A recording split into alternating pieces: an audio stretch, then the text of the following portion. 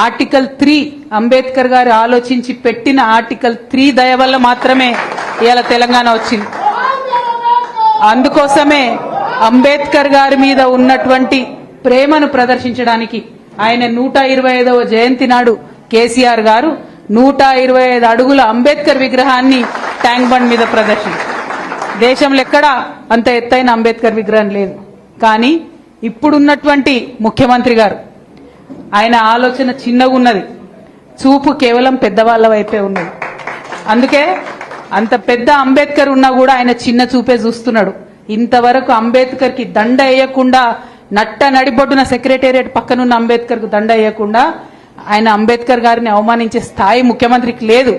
కానీ అంబేద్కర్ వారసులైనటువంటి మనందరినీ కూడా అవమానం చేస్తున్నాడు అన్న విషయాన్ని నేను ఈ సందర్భంగా తెలియజేస్తా ఉన్నా.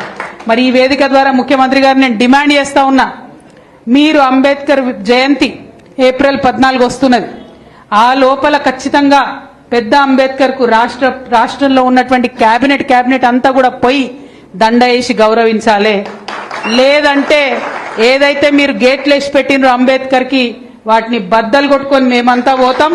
మా అంబేద్కర్ ను ఎట్లా గౌరవించుకోవాలో ఖచ్చితంగా అట్లా గౌరవించుకుంటాం.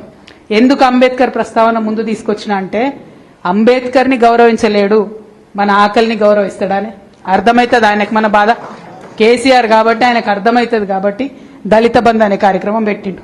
ఆనాడు ఎన్నికలు ఉన్నాయి, ఆ ఎన్నికలు దాటడానికి ఏం చేసిండు? ఇక రేవంత్ రెడ్డి చెప్తే ఇక్కడైతే ఎవరు నమ్మరు తెలంగాణలో కాబట్టి ప్రియాంక గాంధీని పట్టుకొచ్చిండు ఢిల్లీకి.